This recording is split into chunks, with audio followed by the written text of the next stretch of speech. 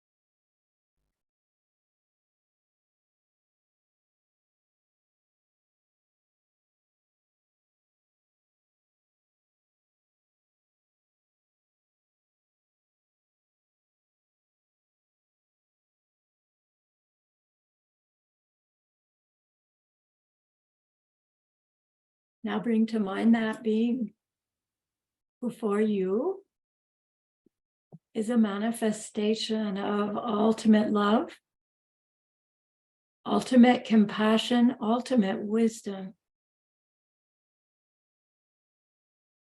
And see them there with you just by way of your thinking of them.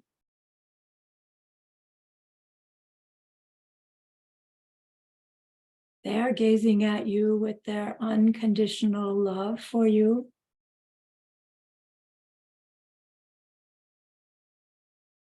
Smiling at you with their holy great compassion.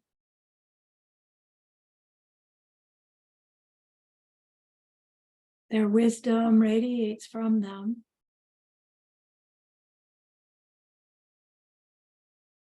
That beautiful golden glow encompassing you in its light.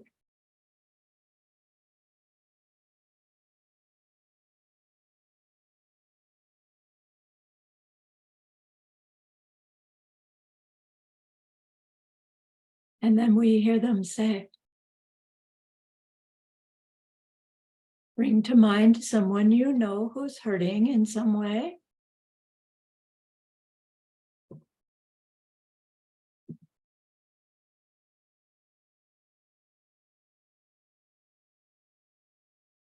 Think about how much you would like to be able to help them.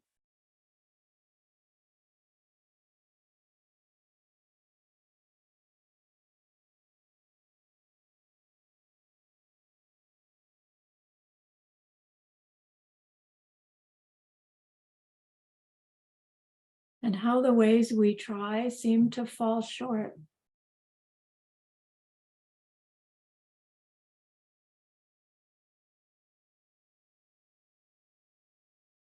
How wonderful it will be when we can also help in some deep and ultimate way, a way through which they will go on to stop their distress forever.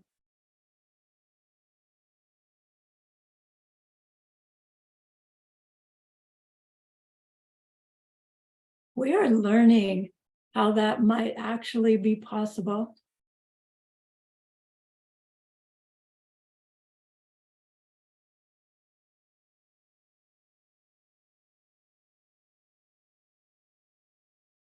And so I invite you to grow that wish.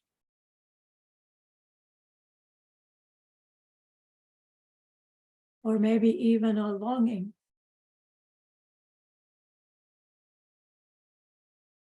Or maybe even an intention to be able to do that for them someday.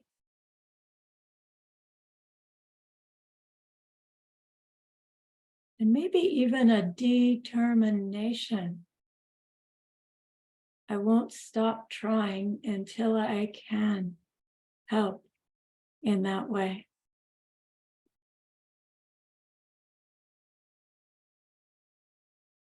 And then we turn our minds again to that precious holy being.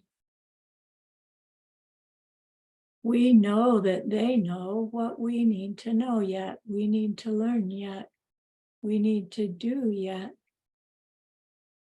To become one who can help that other in that deep and ultimate way. And so we ask them, please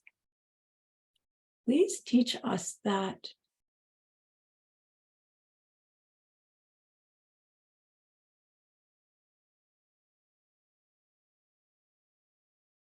And they are so happy that we've asked. Of course, they agree.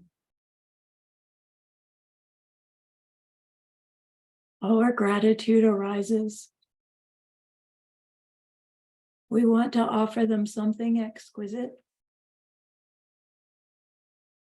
And so we think of the pure world they are teaching us how to create. We imagine we can hold it in our hands. And we offer it to them, following it with our promise to practice what they teach us, using our refuge prayer to make the promise.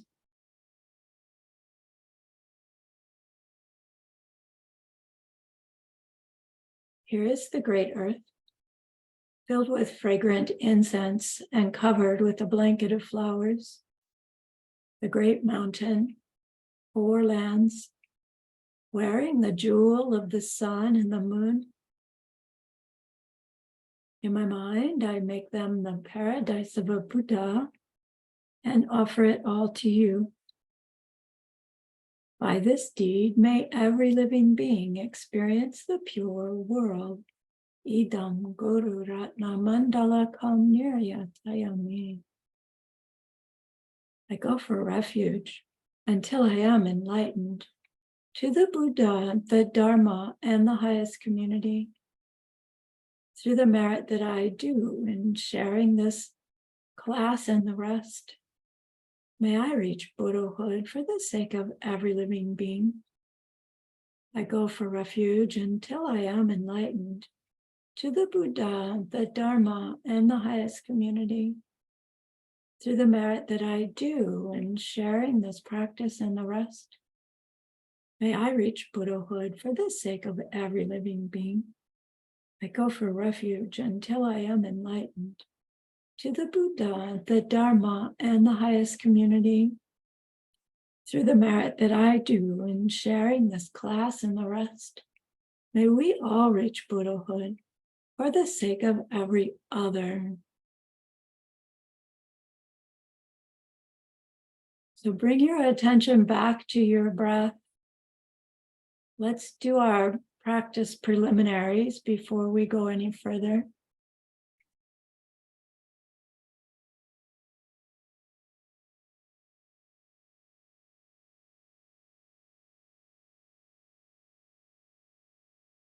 So focus on those sensations we call breath.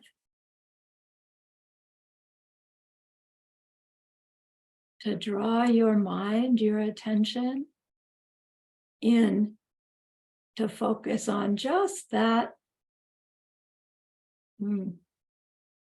one topic of attention. breath.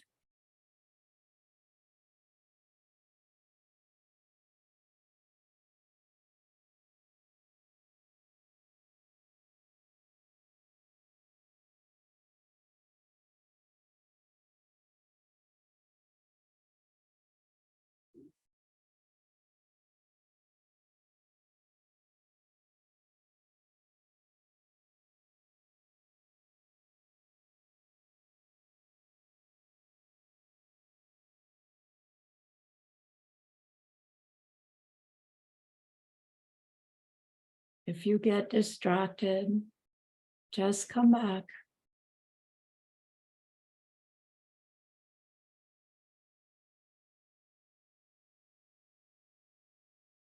With every out breath, your body relaxes.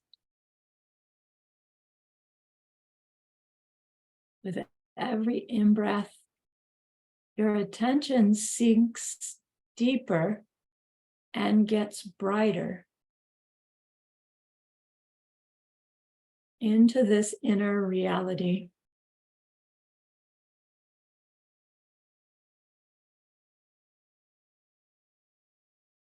Where you see that precious holy guide there with you, smiling at you.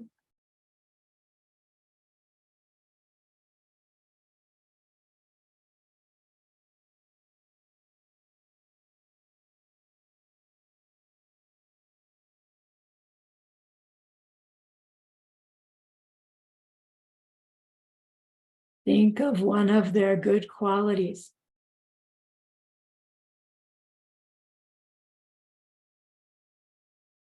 One that inspires you.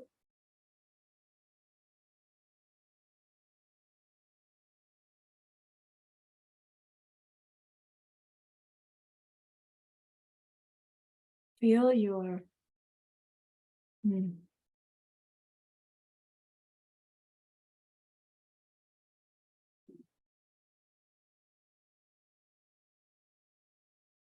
hope, your longing,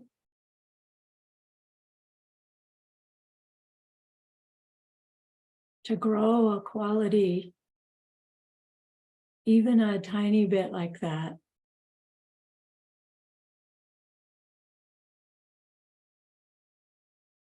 Admire them for what they must have learned and done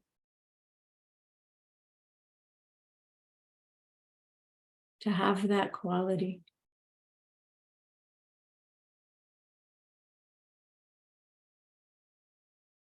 And of course, they know your mind, but tell them anyway.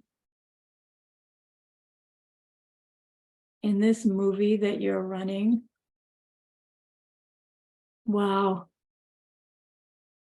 I saw how that person was so upset with you and criticizing you. And I saw that you just love them all the more. I want to be like that.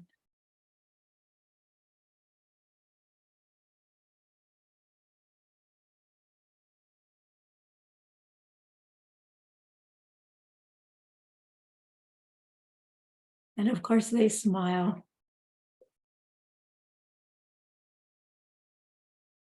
And you think of what they've taught you already, how they've helped you already.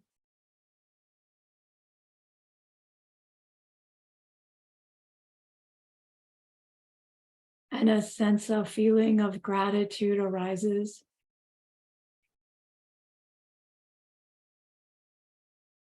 And so you want to make them an offering. We already offered them a pure and perfect world. So now let's also offer our practice. No matter how puny they might seem, tell them about something that you saw, thought, or said, or did because of something they had taught you.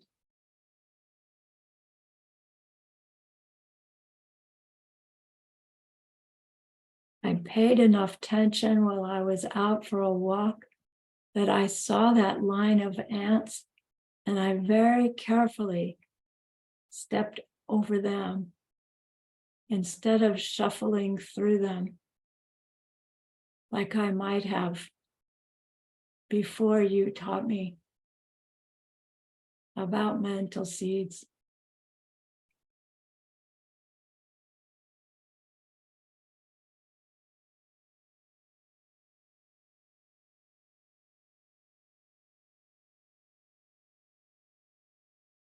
I saw something on the news about a person in power getting in trouble.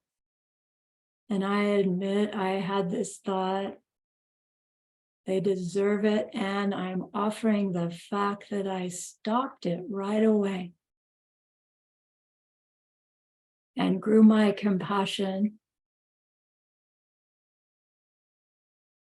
for what they must be feeling. Because you taught me about where that pure and perfect world comes from. And how if I leave someone out, my world will never be pure and perfect.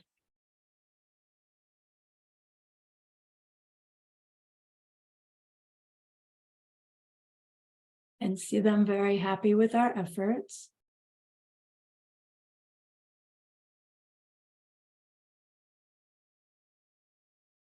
And because we feel so safe with them, we can confess. I admit that when I read that article, I was happy that that person was getting in trouble. And that's ill will. And I really regret it. I understand I planted seeds in my mind to continue to see situations in which I will feel ill will. I made seeds where I'll be in the one who's in the situation for others to feel ill will. And that feels so awful. I admit it. I really regret my selfishness, my misunderstanding that made those seeds in the first place. And so as an antidote,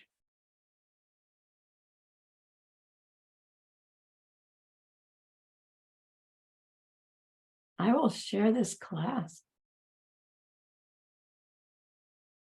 helping others to grow their wisdom, their love. And as my power of restraint, I will go looking in the news for some similar situation, and I promise that I will make myself think compassionately before I acknowledge the ill will mental affliction that is likely to come up.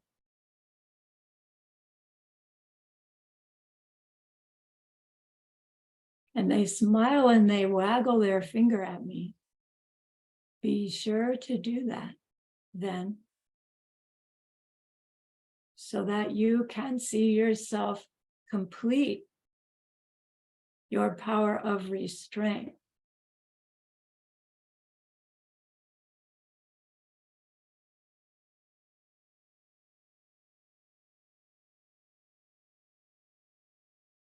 And then they remind us about rejoicing.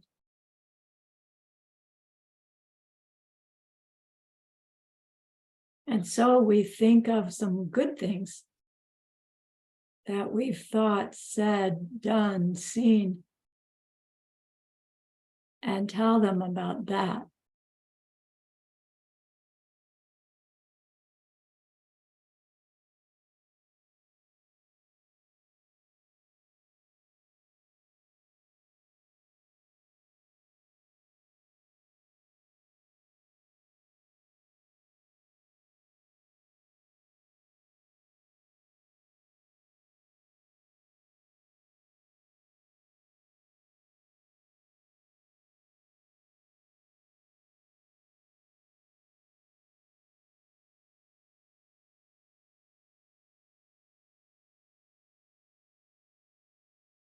Geshe-la says, don't go on until you're smiling.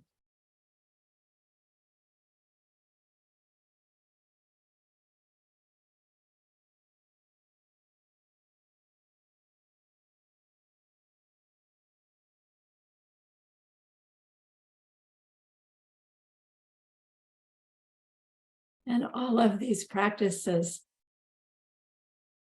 we feel so grateful for their guidance that we naturally ask them to please stay close. Please continue to help me and inspire me. And even nudge me or challenge me if that's what I'm ready for.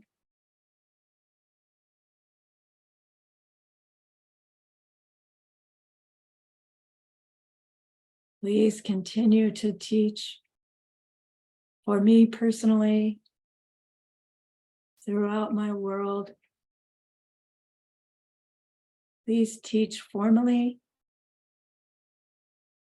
and bless me to be aware of you teaching me as I interact with others who don't even look like you.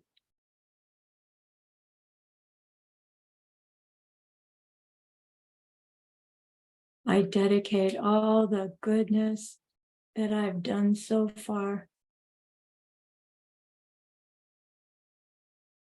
to the people around me.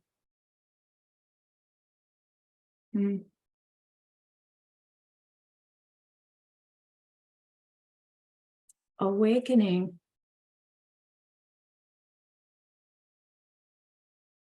to understanding the power of kindness, even in the face of difficult situations.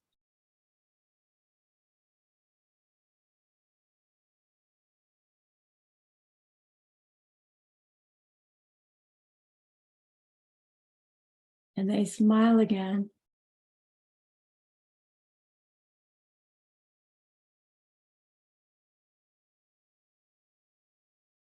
And then for the purposes of class, bring a part of your mind back to your body in your current room.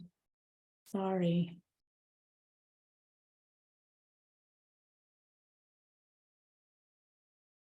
Wiggle your fingers, your toes when you're ready. Open your eyes. Take a stretch, have something to drink.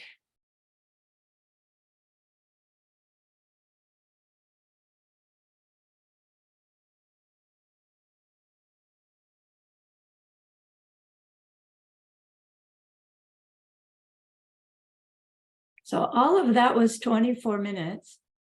And it takes me longer to say it than it does, or it will, for you to go through it in your mind. Right? So your meditation preliminaries, if you go slow, they take 20 minutes. But, right, only because I'm talking it. In your mind, they can be 10 minutes. And then you take a little wiggle break. And for your meditation topic, then you sink back in. And if you go on with us into the ACI, you'll be asked to do a daily, I think it says 10-minute meditation.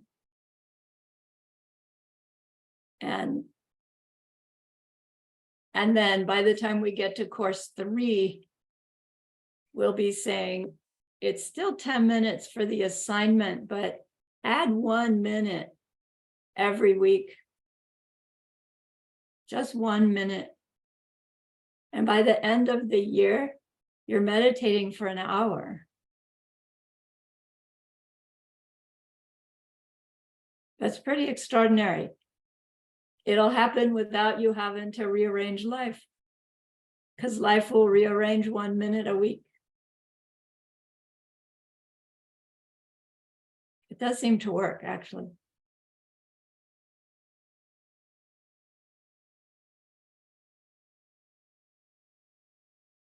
So let me please read our prayer again. We just have one more section to learn. So by the end of this class, you will know the whole practice module. And then my intention for next class is that I'll walk you through the whole thing again. And we'll take questions. And then we'll maybe do a little rejoicing practice. Okay.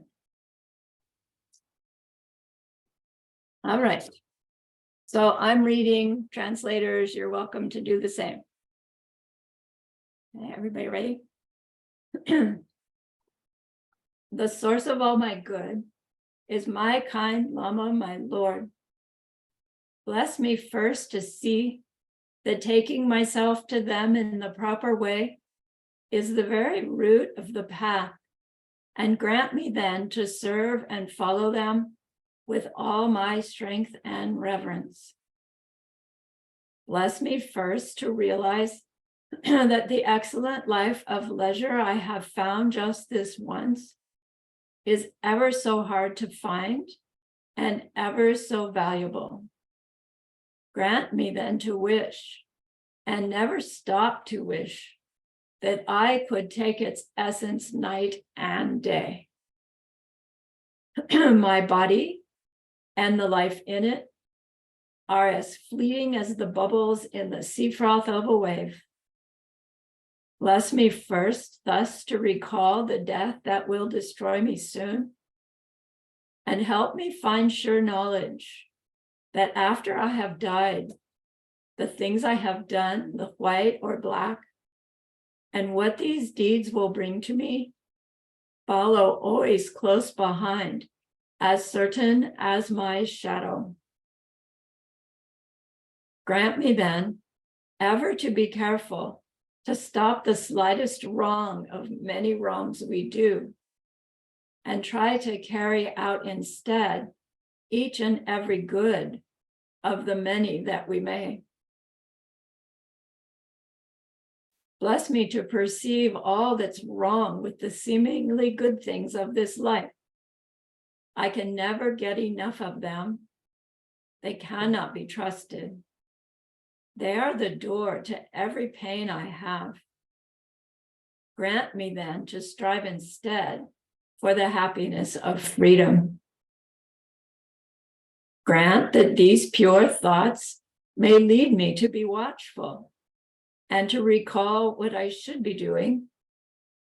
Grant me to give the greatest care to make the vows of morality the essence of my practice. They are the root of the Buddha's teachings. I have slipped and fallen into the sea of the suffering life.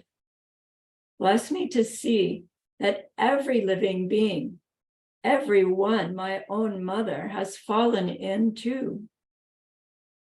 Grant me then to practice the highest wish for enlightenment, to take upon myself the task of freeing them all.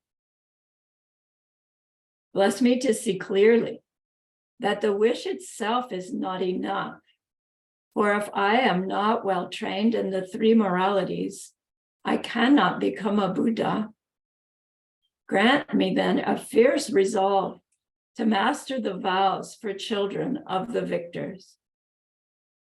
Grant that I may quickly gain the path where quietude and insight join together, one which quiets my mind from being distracted to wrong objects, the other which analyzes the perfect meaning in the correct way. Grant that once I have practiced well the paths shared and become a vessel that is worthy, I enter with perfect ease the way of the diamond, highest of all ways, holiest door to come inside for the fortunate and good. Bless me to know with genuine certainty that when I have entered thus, the cause that gives me both the attainments is keeping my pledges and vows most pure. Grant me that I may always keep them, even at the cost of my life. Bless me next to realize the crucial points of both the stages, the essence of the secret ways. Grant me then to practice as the Holy One has spoken, putting all my efforts in and never leaving off the practice of the 4 times, highest that there is. Bless me, grant me, that the spiritual guide who shows me this good road and all my true companions in this quest live long and fruitful lives. Bless and grant me that the rain of obstacles, the things within me and outside me that could stop me now, stop and end forever. In all my lives, may I never live apart from my perfect lamas. May I bask in the glory of the Dharma. May I fulfill perfectly every good quality of every level and path, and reach then quickly the place where I become myself, the one who holds the diamond.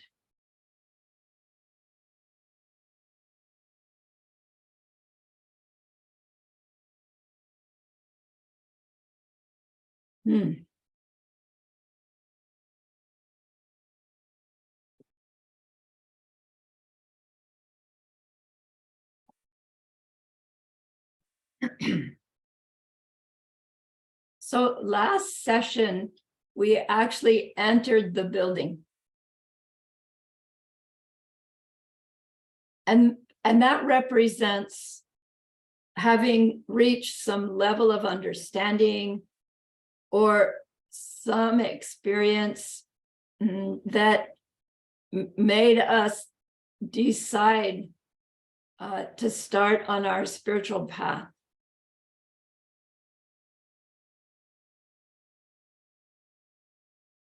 We decided to step in and start taking it more seriously than perhaps we had been before. If we even had interest in a spiritual life before.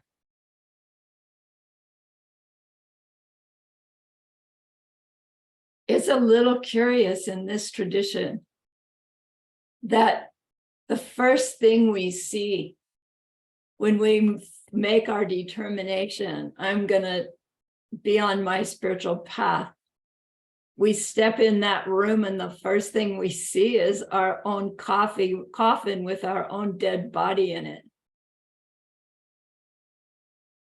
It seems a little scary to me. So fortunately, most of us knew the punchline before we got to this point. When you get a chance to share this practice module with somebody, it's helpful to start from the back and go forward. You can see why, right? If you had taken a new person, I don't know, what's coming in this class is very beautiful, but I'm not sure it would have been so beautiful for me to meet a spiritual path where the first thing you have to deal with is a dead you. Like, that's not the point, it doesn't seem. So you already know that the power of becoming keenly aware of the the actual necessity of the end of this life, because the beginning of this life was made with a misunderstanding. And that misunderstanding is part of that pervasive suffering, which is that fact that our life is ending as we do our yoga, as we drink our dringri, right? Life is ending. And if that's all they taught us, we'd say, okay, it's inevitable. Then what's the point here, right? I'm just going to go eat chocolate and lay by the pool. But the point is that the body stops, the personality stops, but our me goes on. And what goes on as me is all those karmas that we made in that life and in every existence before, every instant of existence before that life. Everything we perceived ourselves thinking, saying, doing was planting seeds. And every experience that we were thinking, doing, saying towards was ripening seeds. And while the seeds that were planted are waiting to ripen, they grow into more seeds for some reason. So we never run out of seeds. And every mental seed has your you as subject side in it. So you will never run out of you-ness. That you-ness is going to change. Okay? It does change moment by moment, in fact. But the point is, once we understand that that dead body in the coffin is just one small part of this continuum me.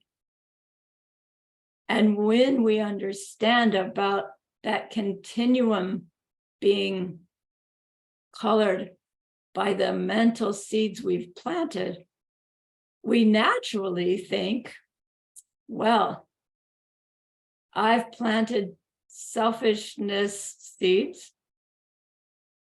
and I've planted some kindness seeds. What do I do with the selfishness seeds to make them lessen or not even be able to ripen? And what do I do with the kindness seeds to add more and get them to grow, right? They're all growing, but to make more and to augment the ones we already have. So the idea of facing the truth of this body's end, and the fact that we don't know when that could happen, and the fact that the only thing that goes on with us are these karmic seeds, is that we get motivated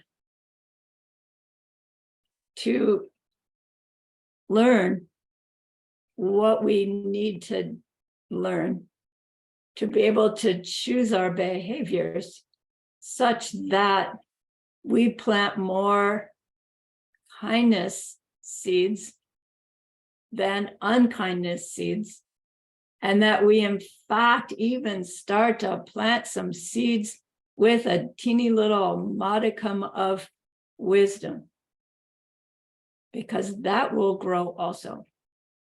So in the coffin was the black yuck of our past negativities and the jewels of our kindness.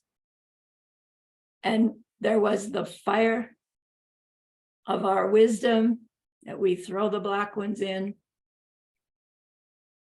And there's the red robe of our refuge that when we put our goodness onto it becomes, right, in jewels and glistening embedded within the robe.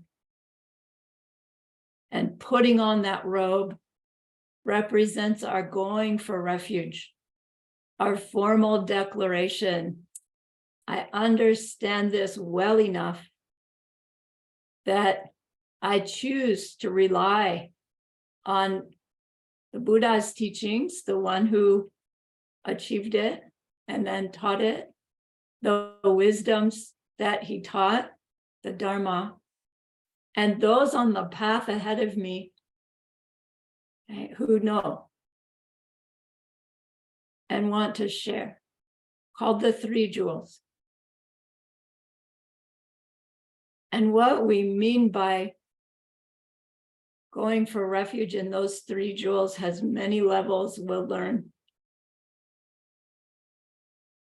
The idea is I have protection in the sense of I have a tool through which I can choose my own behaviors with greater understanding of what I want to create in the future. We become as gardeners, we say. So then from that room, we moved on to get a better understanding of why we're on our spiritual path, those three sufferings. And then from there, our motivation to work with our behavior carefully, the mirror room, where at first it seems like total confusion and there's nothing we can do to not break stuff. But as we practice, right, and try and learn, by the end of that room, we're moving through it, you know, as gracefully as through an antique shop or a beautiful museum. And when we realize, oh my gosh, right, I really can change this old dog's habits. And, you know, life's a little bit easier. Not necessarily the circumstance of life is easier, but my reaction to life is easier, right? My choices of behavior are coming more fluidly to be kind rather than, I want to do this, but I'm not going to, right? It's just, I'll help in this way. And we begin to think, wow, how cool if everybody could know this. How cool, you know, if beings who are so stuck in their own suffering could recognize that they can do something about it. And our heart starts to open to our bodhicitta. And we entered that six-sided room of the six perfections, the last two of which have to do with meditation and meditation on wisdom. And we may be in that room for quite a number of lifetimes.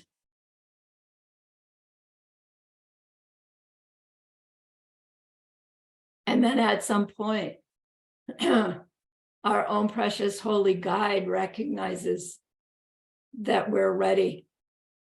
We ourselves are getting frustrated with how slow the change in our outer world seems to be happening. And when those two factors arise together, we know to ask for a faster way. And Lama takes us into the diamond way. through that initiation room, into the vows room, into the creation stage room, into the 4 times room, right? These are all familiar now, I hope. Into the completion stage room, the twisted plumbing that gets straightened out.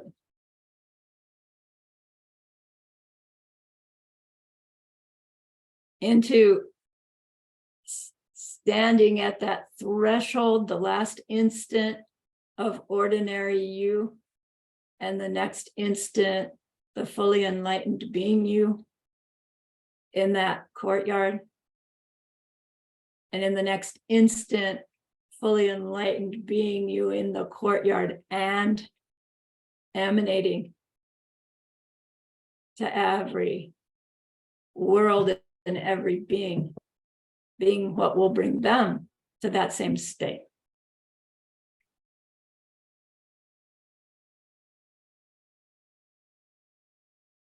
So push reverse and go back through there and find yourself standing outside the building, right? It's a triangle, the points pointing at you, but there are these 2 double doors. How did we get there?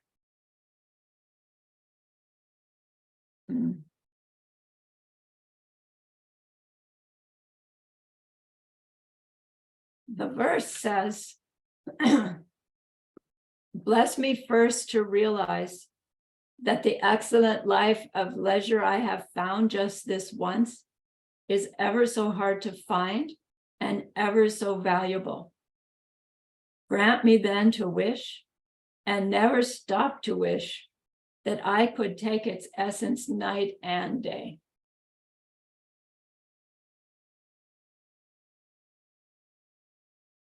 The excellent life of leisure I have found.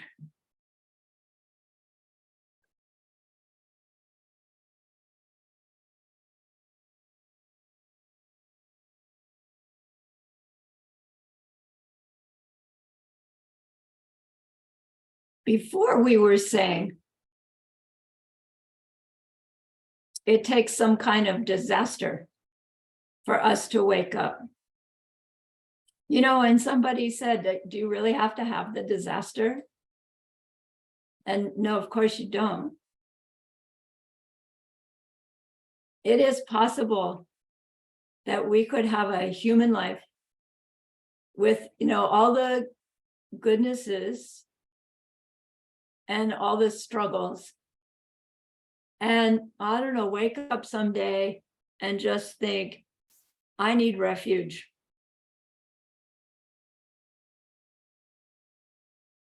And then, I don't know, your mind goes, what can really give me protection? Oh, Buddha, Dharma, Sangha. I mean, it could happen.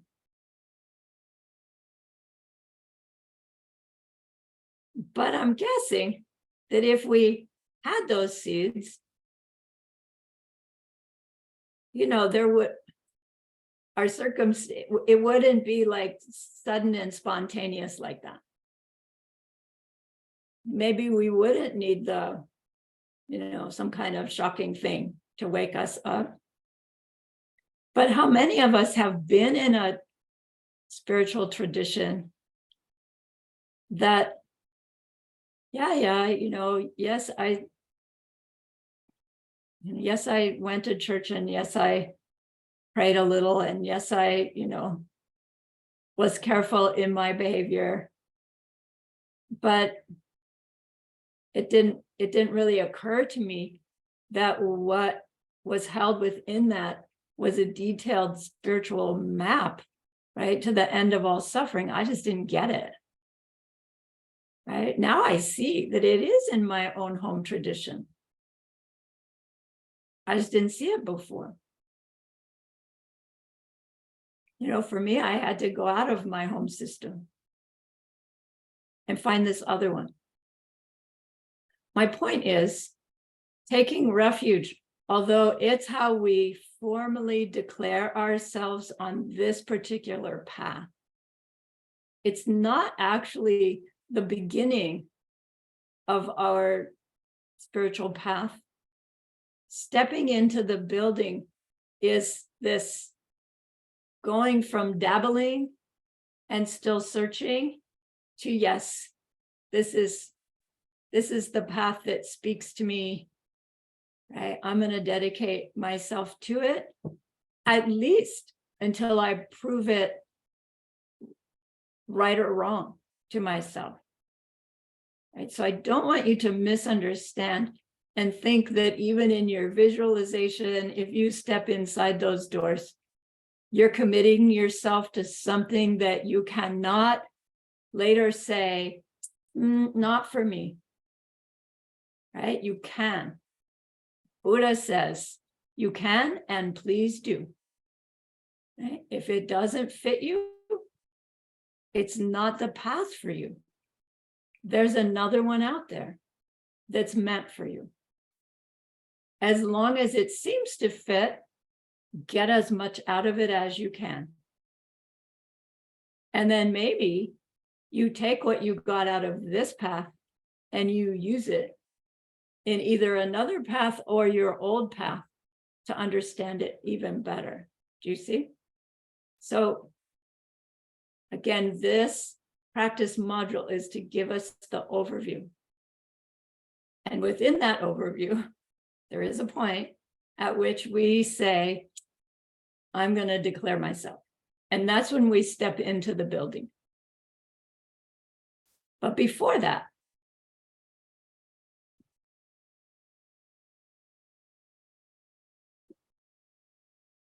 we had to get to the building.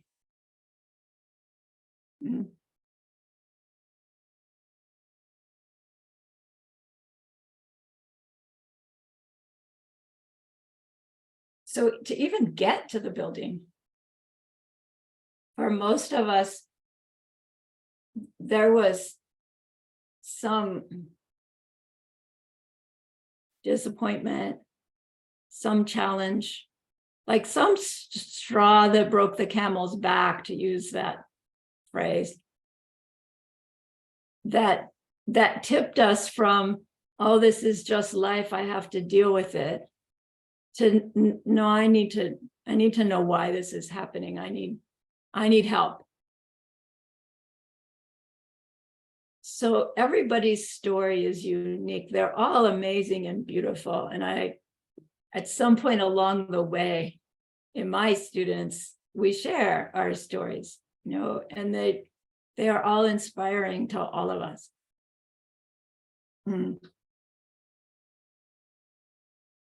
And they lead us to looking for someone we can rely upon, someone who knows more than we do, someone who seems to demonstrate qualities that are more different than we've seen before, different ways of responding to situations that we admire, even like amazed at. And that when we come across someone like that, and our mindset is in the right place, we might be wise enough to go to them and say, how'd you learn to be like that? Were you just born that way, or did you learn it? Because if they were just born that way, they won't know how to teach us. They could demonstrate it, but we won't be able to relate. They won't be able to relate to our struggles. But if they, were born struggling, like me, and then they say, look, I learned this stuff and I've done these things, and now things that used to bug me don't, and they might answer, sure, I'll share with you what I know. I'll do my best to help you benefit even more than I've benefited. Now we look for a teacher. And in my upbringing, it was just a given that I'd grow up and go to school, and in school I would have these series of teachers, and they would teach me what they were supposed to teach me for first grade and second and third, and then finish high school and go to college. It wasn't like, do I want to go to college or don't? It was just a given somehow in my mindset. And then I went to college and, thought I knew what I wanted to do and applied to professional school and didn't get in. It's like, wait a minute, what's up with that? Like it was never a qualified or not qualified before that, right? I just assumed I was qualified, and all of a sudden I wasn't. And it was a big blow to my ego. And, long story short, I, went a different direction. But my point is, I had all those teachers and I appreciated them. They were my teachers. I did the homework, but I wasn't in awe of them. I didn't feel like, wow, so grateful to them. And I see now it was such an arrogance on my part. They were just doing their job. And I missed a whole big opportunity, to grow some different seeds. So our teachers really are way more valuable than my culture says, right? Clearly, by the way we pay them. But at some point, a teacher shows up, not even in the realm of a teacher necessarily, but somebody that we go, wow, I want to be like you. And instead of staying shy and, I'll just keep wishing, we march up to them and we say, I want to be like you. Will you teach me how? We take a teacher formally.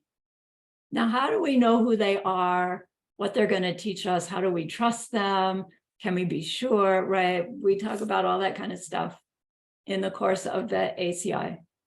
There are qualifications you look for, but when you go to do it yourself, there's more to it than the qualifications.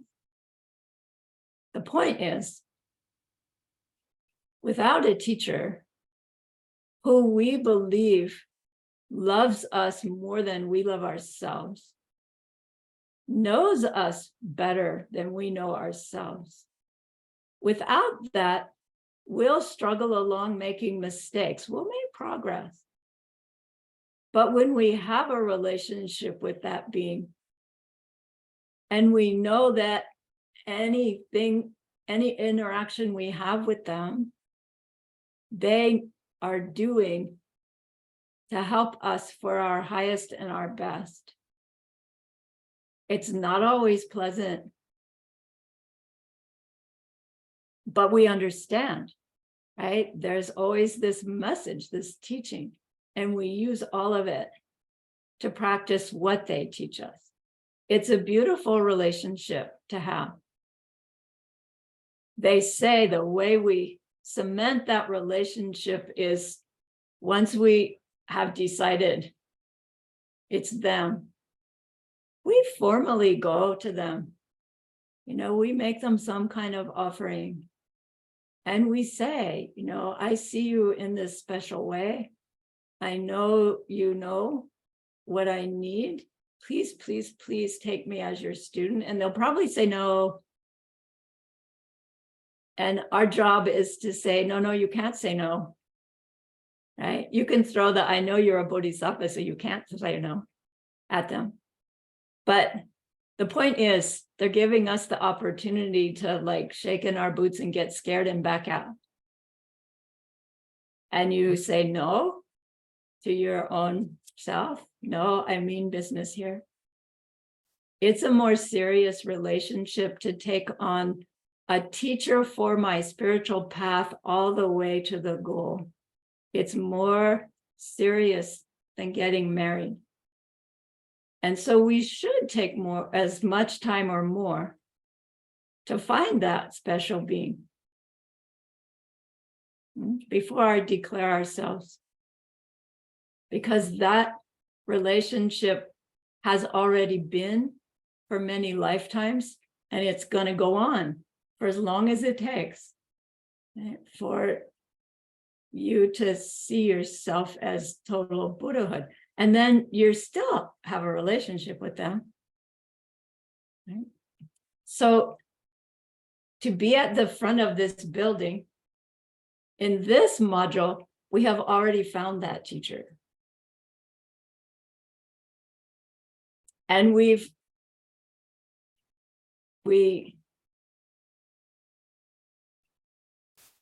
module doesn't include formally asking, but somewhere along the way, right? Maybe even a past life, we formally asked them. And when we meet them in the visualization, we're going to go through it. We can't really see them clearly, but we recognize them as familiar. And as we get closer, it's like, oh, they're still unfamiliar, but I know them. And I know they know me, right? And we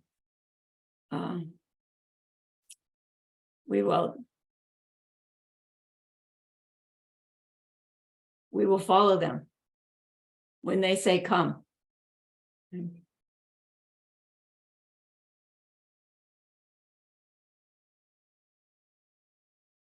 So they say that the finding the Lama is the precursor to your Lamrim.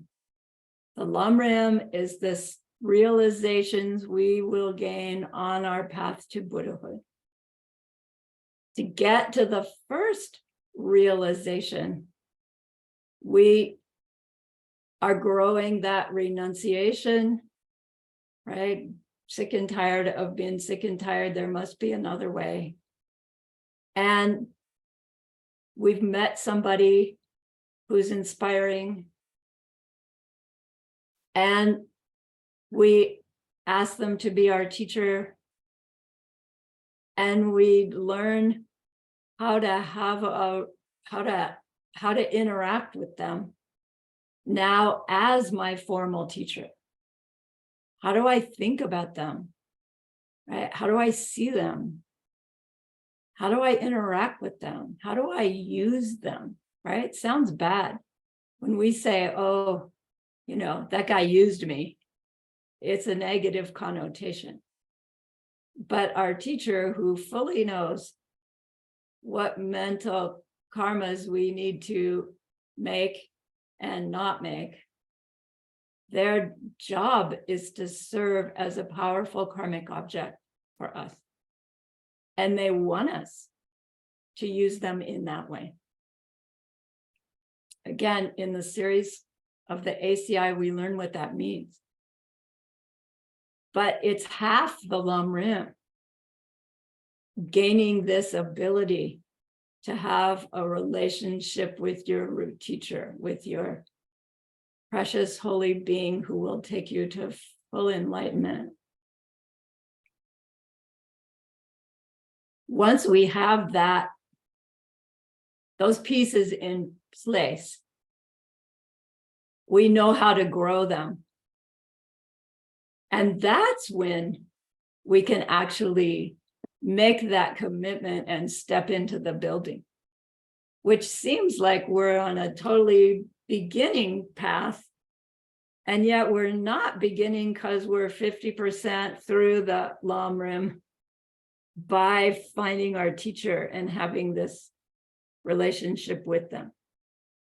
Right? So it's equally important, that first piece, as all the rest of the realizations that come. Kind of quite hard to grasp.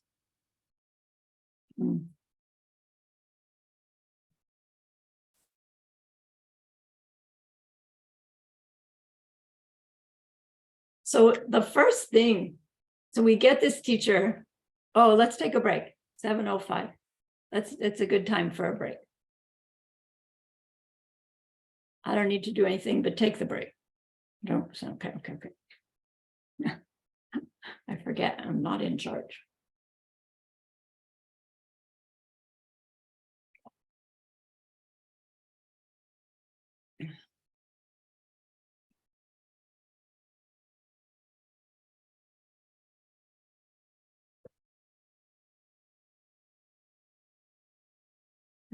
Five.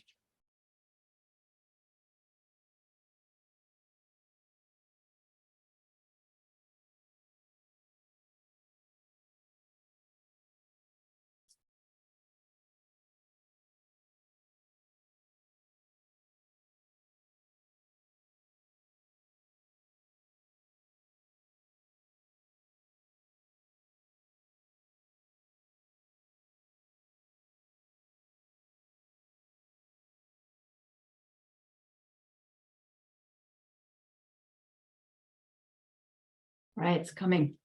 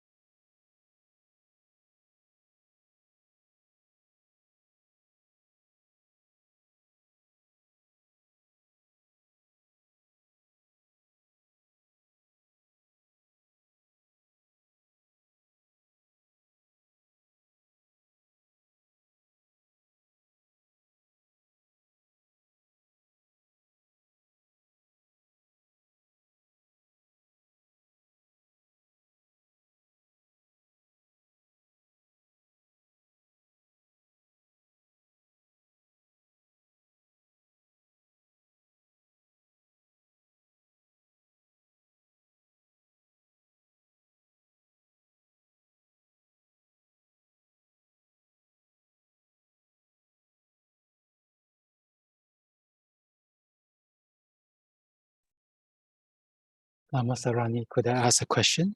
Okay. Yeah, when we attain the direct perception and emptiness, are we still in the room of the completion stage, or are we already in the courtyard becoming a Buddha? Okay. So that event could happen anywhere along the way.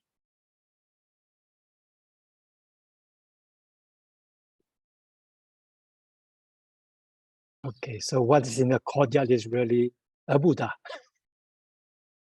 It's in the courtyard is really a Buddha. Okay, thank you so because much. we had to have had it before we got there. And if we try and it's not happening, But we've planted, purified. And then we go begging the Lama for a faster way. If we've not seen emptiness directly, the faster way brings us to that faster. If we have seen emptiness directly, then the diamond way does take us to full Buddhahood before that body dies.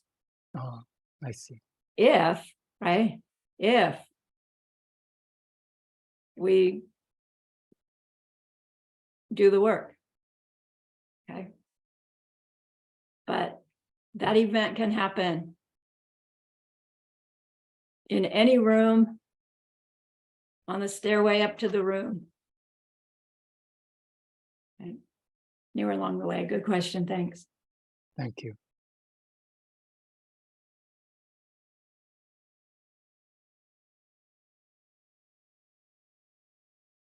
Okay, so we meet the Lama, we declare ourselves to them, they say yes. And they don't say anything more. We need to ask, please teach me, what do I have to do? And then the tradition says they say in a gruff voice, get the essence of your life. And they don't say anything more. And we're supposed to say, okay, what do you mean by that? How do I do it? Right? That the teaching is saying, keep asking. If we don't ask, right, we're not cracked open, they're not going to pour it in. So we ask, what do you mean by that? And they say, well, consider the 8 leisures, the 8 fortunes. And it's weird when we hear that in English, at least. It's like leisure, you know, back when I first met this, I was working, you know, a couple of different jobs. And then, right, life wasn't leisure. Like, I don't have leisure. And they say, well, yes, in fact, you do. Because there are 8 situations that you don't have that are terrible, that you could have, and other beings do have. And there are 10 situations that you do have that if you didn't have, you would be in a really bad way. So consider your 8 leisures and 10 fortunes. And I was going to tell you what they are, but I've yacked too much. So you'll have to come to the ACI programs to learn.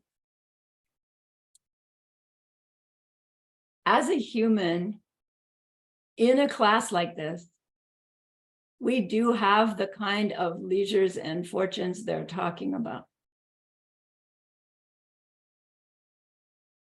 Life is not a struggle for survival. We have the intellect, we have the resources, physical resources, material resources. We have the Dharma. We have access from our own living rooms. Look how amazing you are. So the Lama teaches us the specifics and says, you think about how fortunate you have it. Because we've come to him because we're suffering, him or her, because we're suffering and life's not acceptable and I want it to be better. Right? And they go, look, you are in the perfect position. Knock that whining off and get on with it, is their message about leisures and fortunes. Then, so we cogitate those for a while. And we come back to Lama and say, okay, I understand, right? I've got the perfect situation. What do I need to know next? And they say, well, let's enter. And what is it that we need to know next? Dead you in the coffin, right? With yuck seeds and jewel seeds. So it comes really naturally. Yeah, I've got these leisures and fortunes. I'm in the right place at the right time. And they go, yeah, you could lose it in 4 minutes. Okay, help me. Okay, do you see? At each point, we get to the, help me. And they go, okay, and show us the next understanding that we need. And we just march right along if we stay with the program. Okay? Because the program makes the seeds to help us stay with the program. Okay.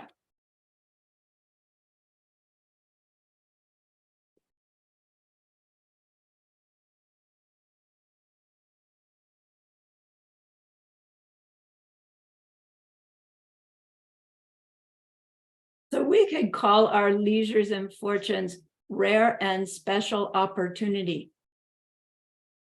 Each of us has this rare and special opportunity to meet, learn, practice a spiritual path that is so succinctly lined out. And to know how to look for and find a teacher, which really means create the teacher by planting seeds for them. That all we have to do is try, okay? Is try. We don't even have to really see ourselves being so successful because our trying plants the seeds and the result's not going to come till later. So trying is enough.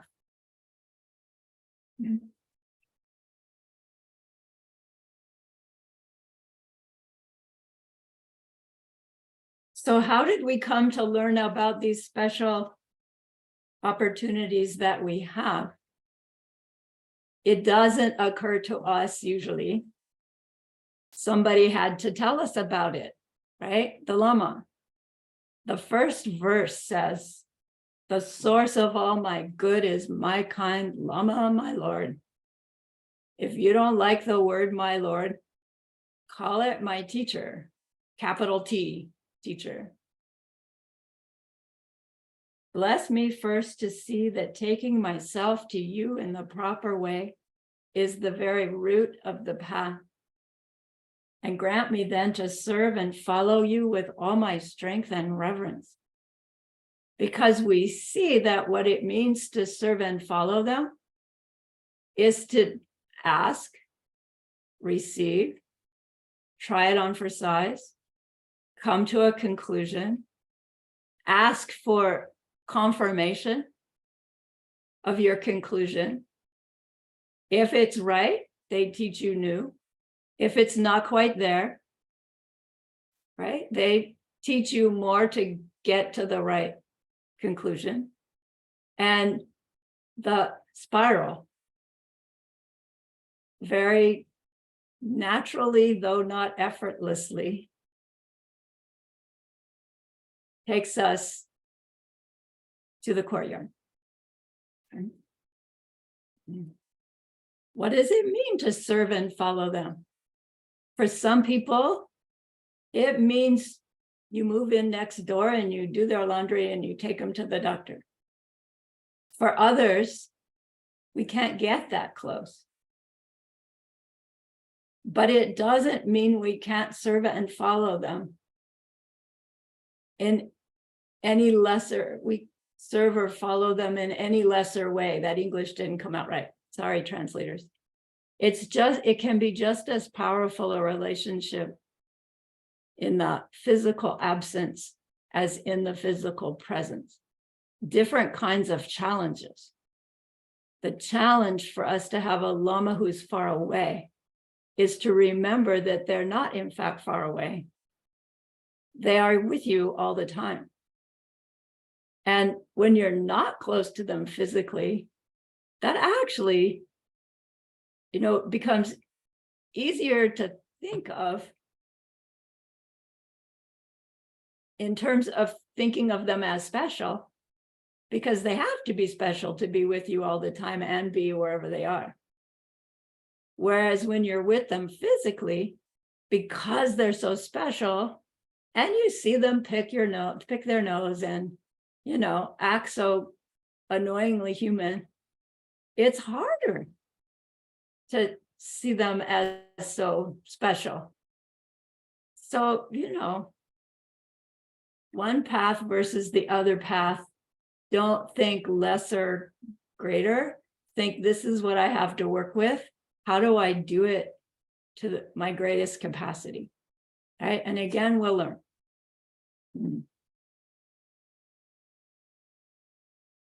We use them to plant our seeds, is how we serve and follow them.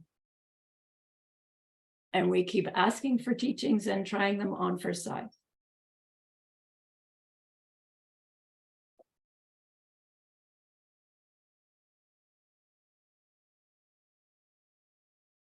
All right.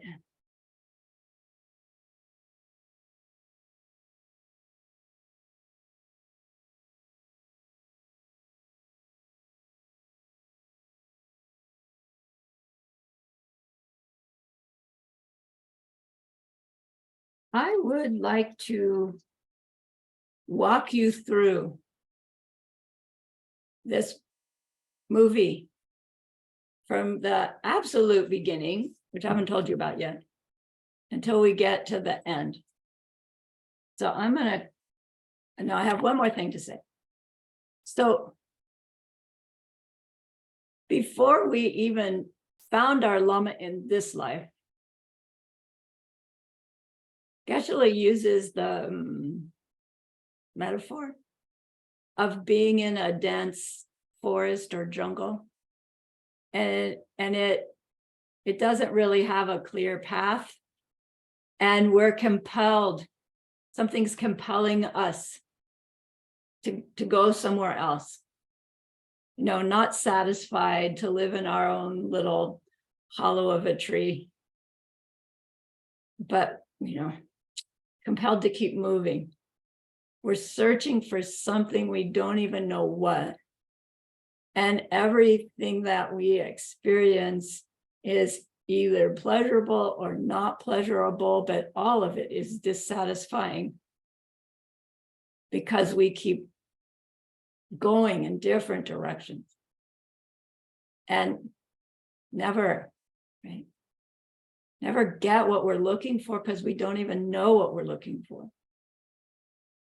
And then what's going to happen here is suddenly you're going to step out of that forest into a clearing. And it represents whatever it is that happened that brought you to that recognizing you were interested in a spiritual life. Maybe it was the first time you heard the pen thing. But those who heard the pen thing in the arena of a DCI program, it wasn't about reaching Buddhahood, right? It was about, how do I make my life more successful? And not everybody who hears that program goes, whoa, I want to go deeper. But for some, it does. It triggers something. Whoa, there's something here beyond my business getting better, my relationship getting better. So it's that idea coming out of the forest into the clearing.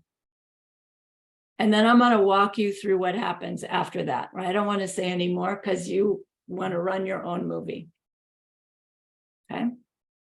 So I'm going to do the details for the new stuff.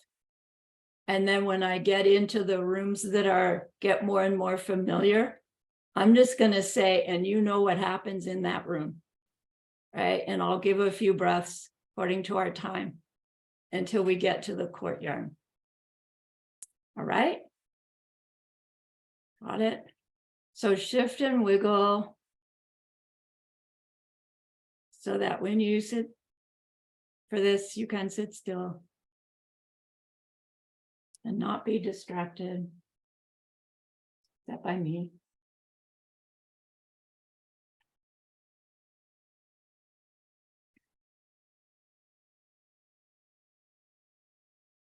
Okay, settle in.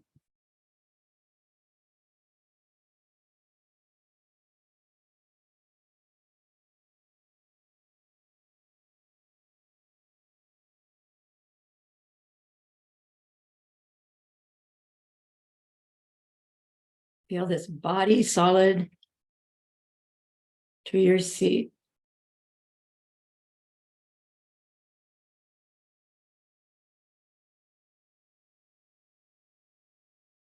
Let your energy body rising, not out of you, but just rising.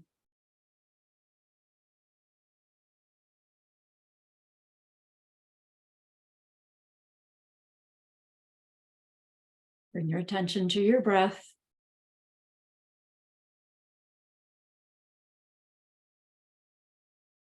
To turn your vision inward.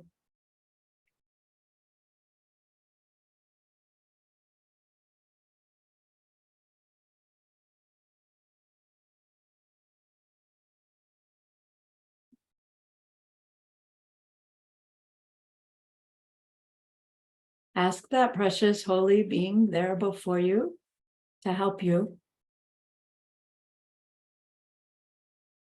To help you understand these words in the deepest way for you.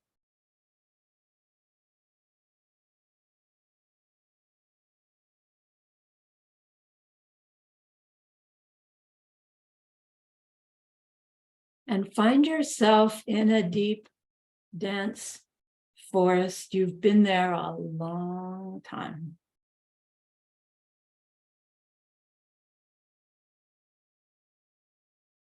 It's been a difficult struggle to survive.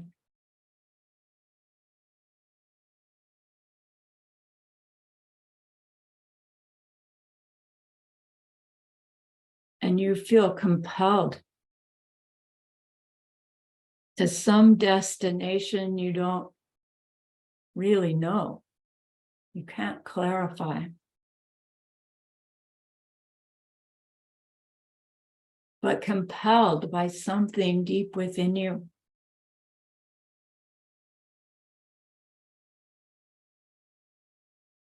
And so you push on despite things being confusing, sometimes scary,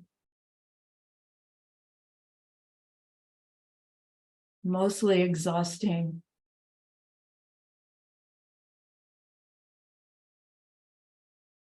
This represents life as we know it.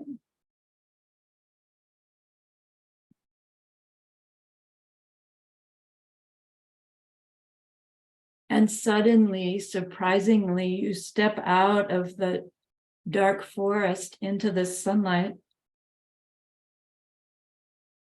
on the edge of a large grassy meadow.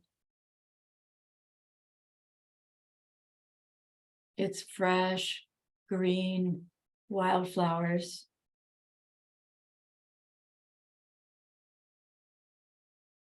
You have a sense of relief. But then the sun shines too hot. And you realize how tired and thirsty you are. And so you are compelled to continue. And so you move through this meadow it's a little bit uphill. So all you see before you is the meadow and the sky.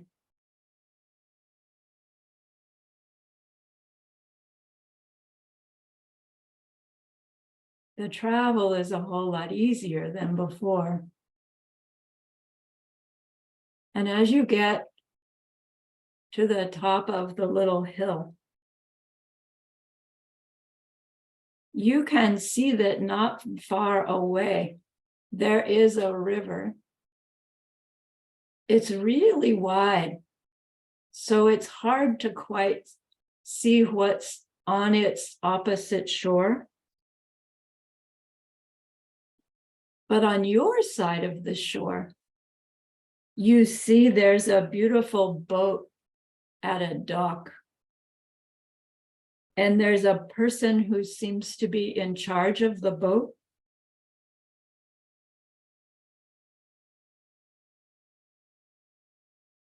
You continue closer.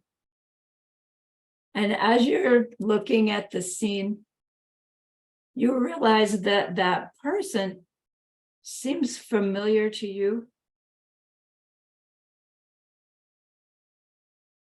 You don't know really who they are, but you have a sense of safety,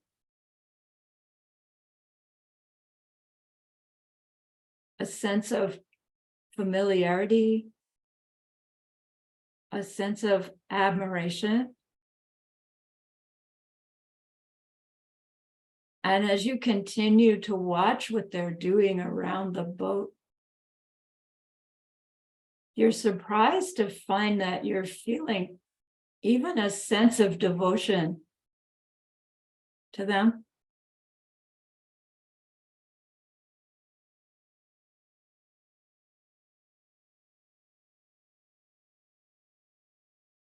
And as you're getting closer, they see you coming and they smile this big smile like you do when you've seen someone again after a long absence.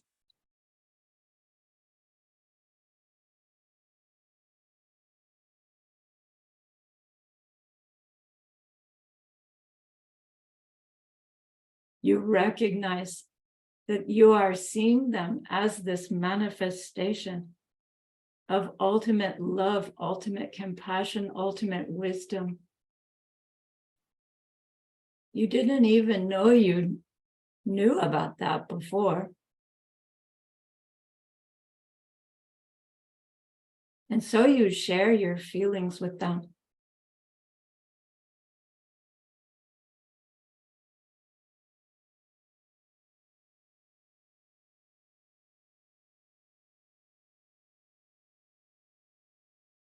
See how happy they are with you. And they invite you to get in the boat.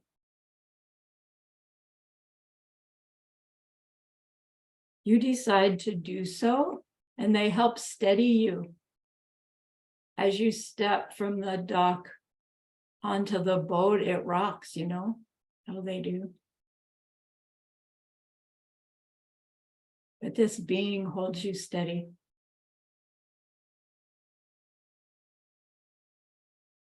And they step in as well. And you begin to think of all the leisures and fortunes that you have, all the good things about your life, meaning you're this life.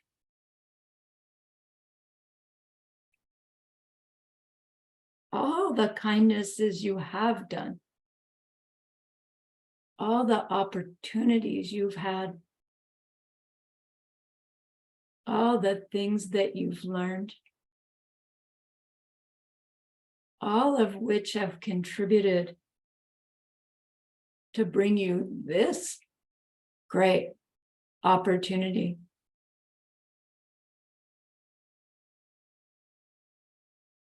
This life in which you can devote yourself to creating the end of all suffering for everyone. You've created the teacher who will help you achieve that goal.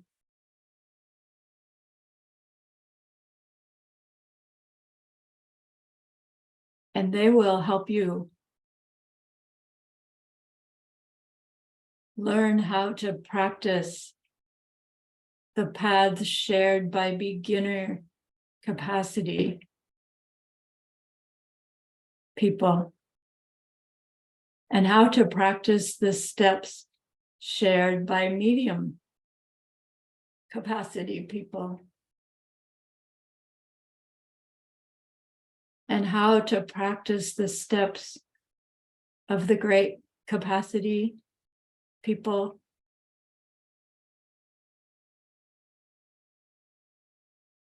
and even into the diamond way capacity, if that's what you need. And this contemplation on how rare and special you are and what you have created propels that boat across this river.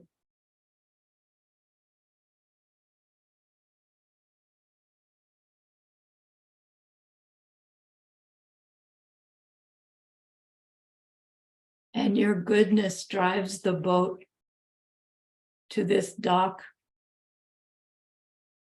And the dock you see gives way to a stairway. 18 steps of those spiritual and leisures leading to this building.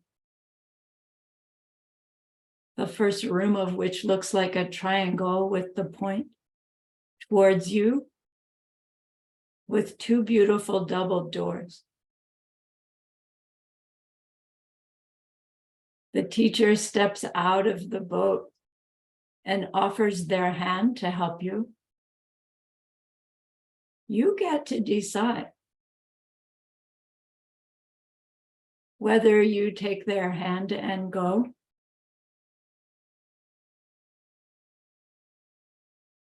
at each step of the way. You get to decide.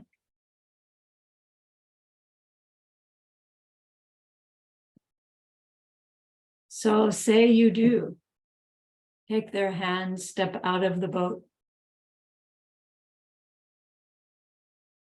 They are again talking to you about the traditional leisures and fortunes. As you step up each step, by the time you get to those two double doors, you deeply understand what a rare and special opportunity that you have. And so you ask them, please, teach me how to make best use of this lifetime. And without those two double doors open and invite you inside the triangle room. And the first thing you see, there is that open coffin. The Lama has shared, yes, you have this most incredible opportunity, and you have no idea how long it's going to last.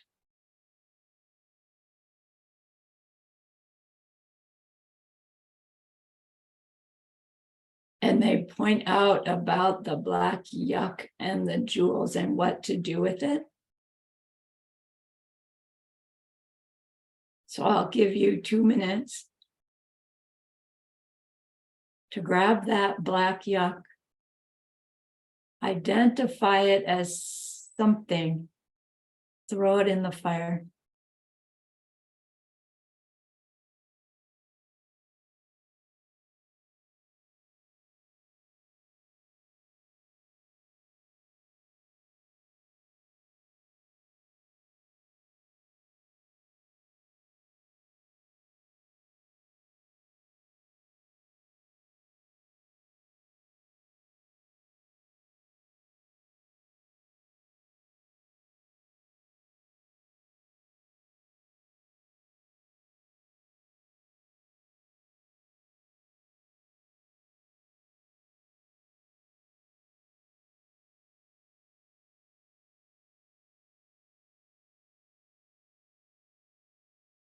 Keep identifying, keep throwing in the fire.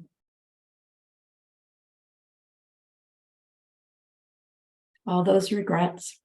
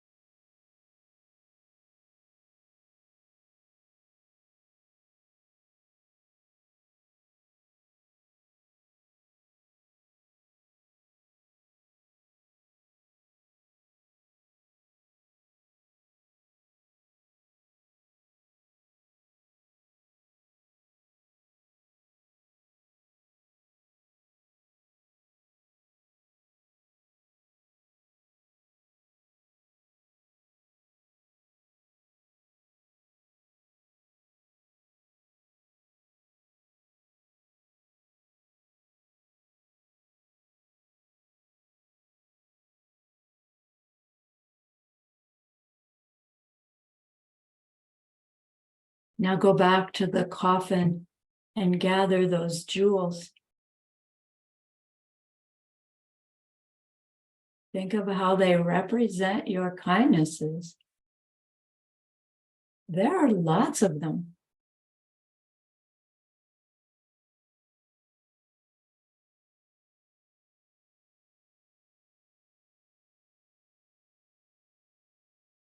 Tell yourself and your teacher, these jewels are beautiful. I'm going to make a whole lot more.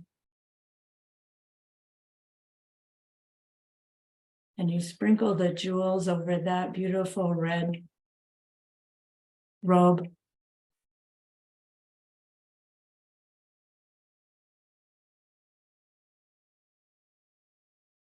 You take the robe off the hanger. And as you put it on, the teacher helps you. And you say to them, I devote myself to this path. Please help me. Please teach me. Please guide me.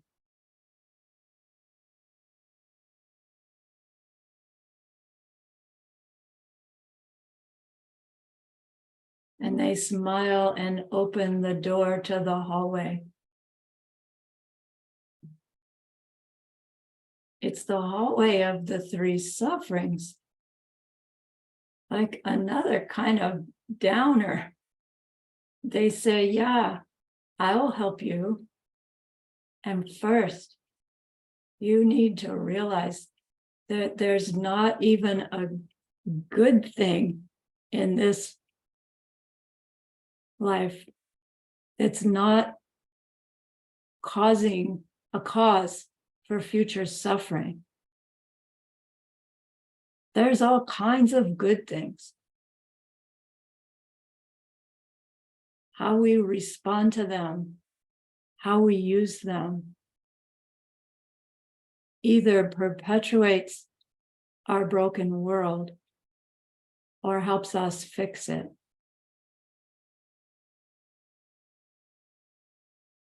The first window, obvious suffering, we know we want to stop that. The second window, the suffering of change,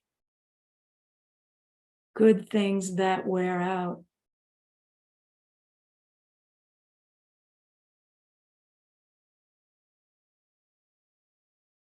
Good things are still suffering things.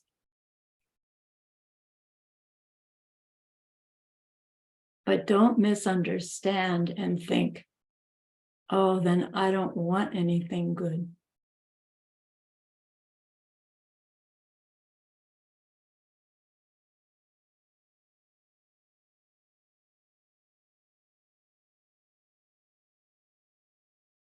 Third, oops.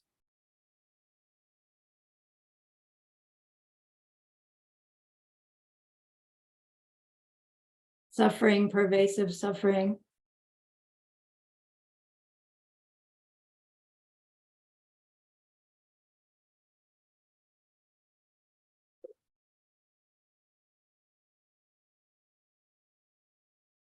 Nothing can go right. Because we made this world in a mistaken way.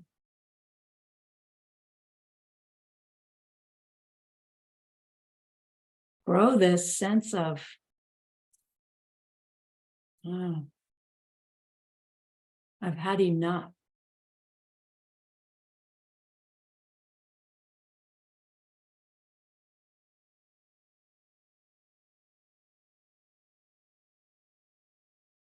Ask that teacher, I've got to stop this broken cycle.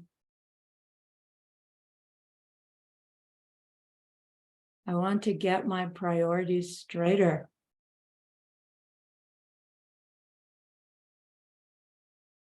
Help me. And they say, right. And they open the door to that mirror room.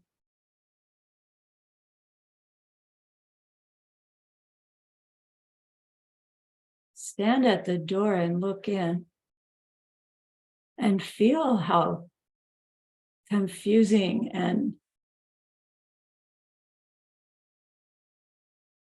impossible it seems to move through that room without breaking stuff. How impossible it seems to behave towards others without first wanting what we want, wanting to avoid what we don't want, and thinking that what we do in the moment is going to get us the result we want. Teacher teaches us the laws of karma,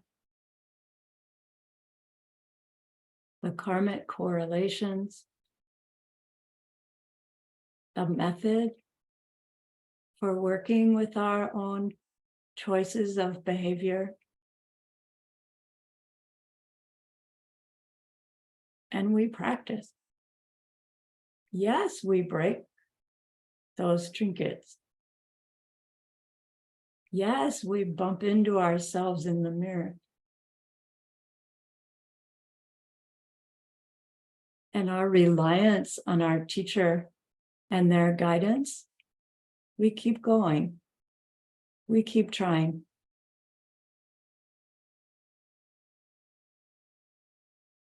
No matter how long it takes. And before too long, you find it's getting easier to choose different behavior than before, more thoughtful, even anticipatory.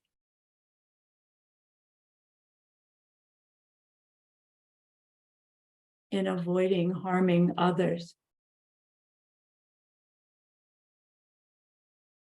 In our effort to gather goodness.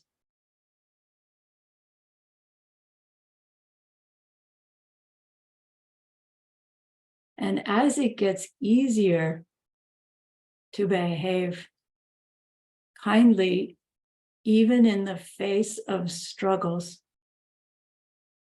we recognize, man, if I can do this,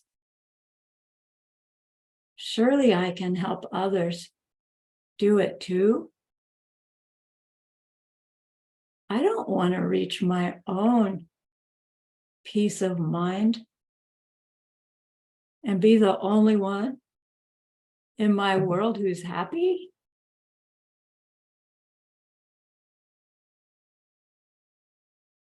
And the door to the Bodhisattva room opens. We see its list of vows posted on the door, maybe on the open side.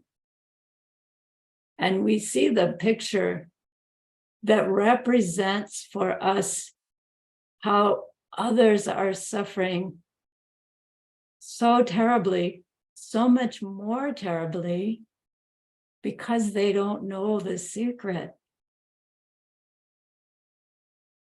about their own mind seeds, their own behavior. And your heart cracks open. It's such a simple secret. I want everybody to know. Teacher, what do I need to do? So you know the elements in this room. The incense,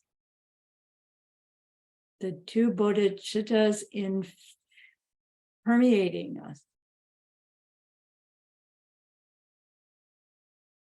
And then the first four perfections. I'll give you a minute to just look at each of those things on each of the first four. Giving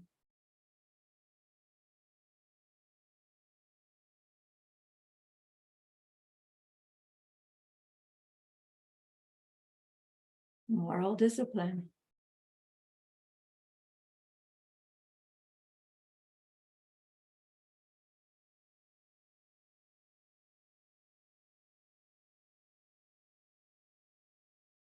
Not getting angry.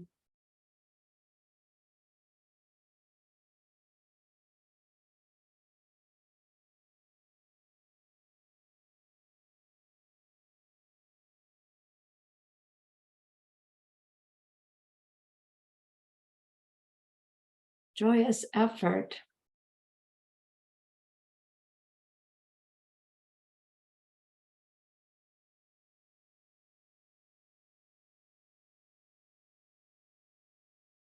And perfection 5 and 6, the microscope of training our minds in single pointed concentration.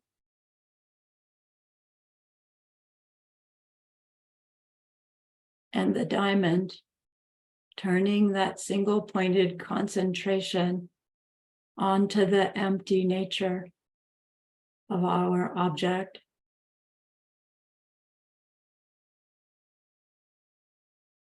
Growing our wisdom so that our practices of the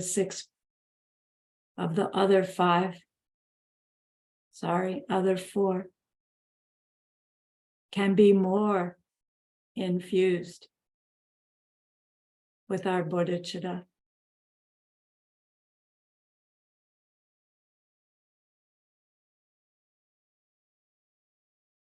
And at some point, we get the sense, I am making progress,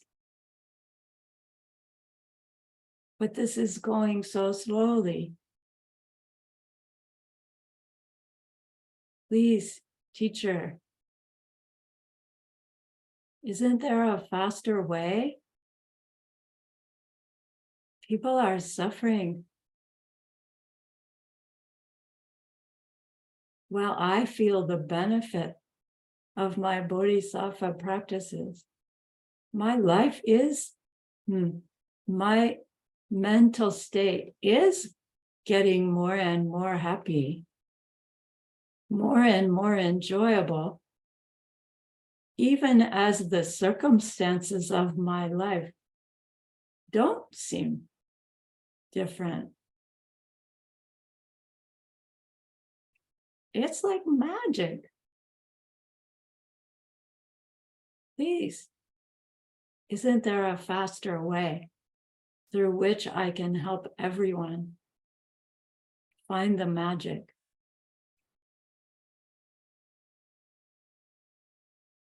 And they smile and escort us through the door to the initiation room.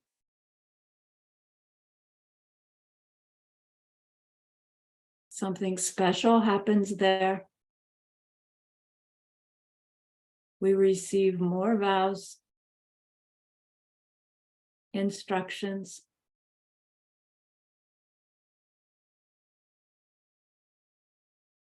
They open the door to the vows room. Remember what we're doing there.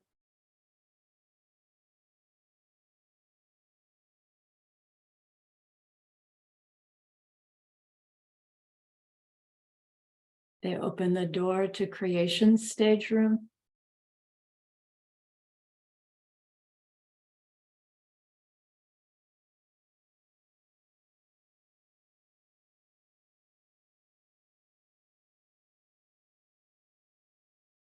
They open the door to the 4 times hallway. Those opportunities to plant seeds in this extraordinarily powerful way.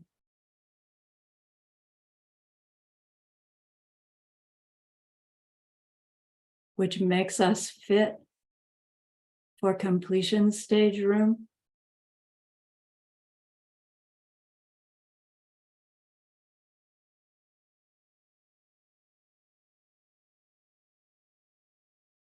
Practices to transform our subtle body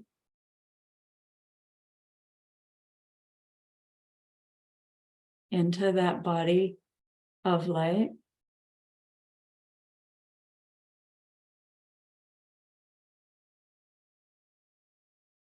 And so the double doors to the courtyard open. Stand on that threshold. It's your last moment of being not enlightened. The last obstacles to omniscience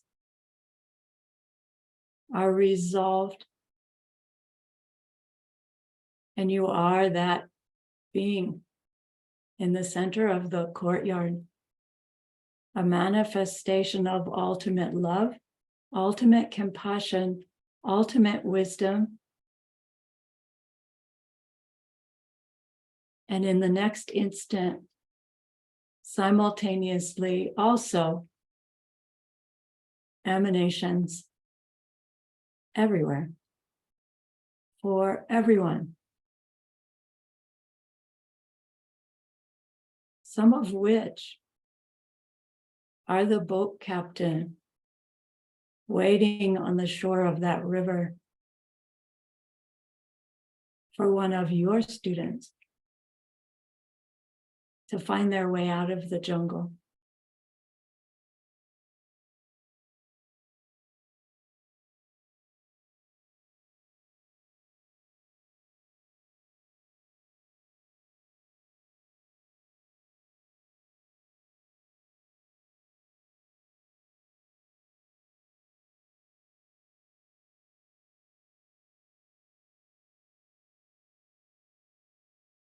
Now become aware of one of those emanations, which is the you, with this body in this room.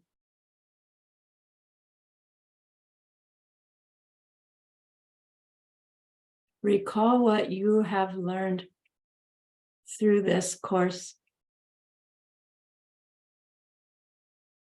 Recognize how different you are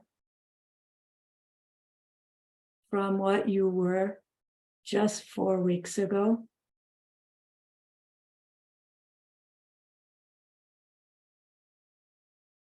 Think of all the goodness that you've made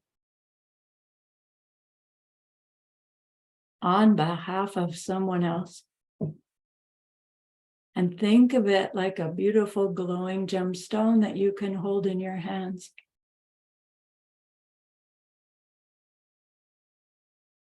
Recall your own precious holy guide. See how happy they are with you.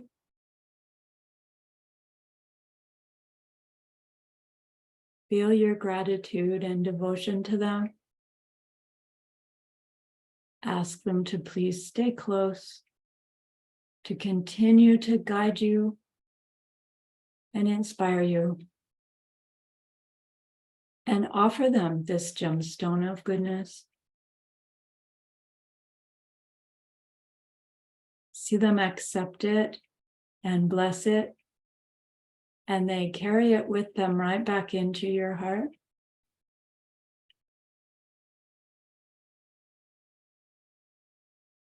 Feel them there, that love, that compassion, that wisdom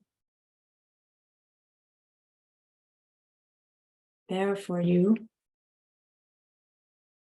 It feels so good. We want to keep it forever. And so we share it. By the power of the goodness that we've just done, may all beings complete the collection of merit and wisdom, and thus gain the two ultimate bodies that merit and wisdom make.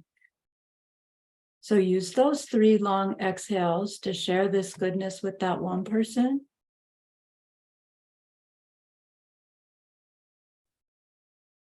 To share it with everyone you love.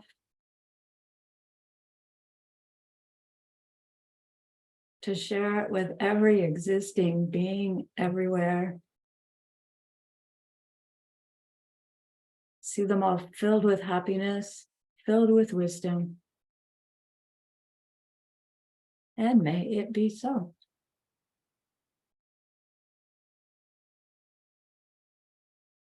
All right. So wiggle fingers, wiggle toes. Open your eyes. Look around your room carefully, like look at objects and focus on them to get yourself grounded. Good. All right, my dears. Please explore this practice because on Monday you get to ask questions. I'll take you through it one more time. And we'll talk about it. Okay. All right. Thank you so much. Thank you, ICI platform, translators. You are amazing. Bye. Have a nice weekend. Thank you. Thank you. Thank you. Thank you to teacher Sarahni. Thank you. Thank you. Thank you, Lama. Have a good night rest. Thank you.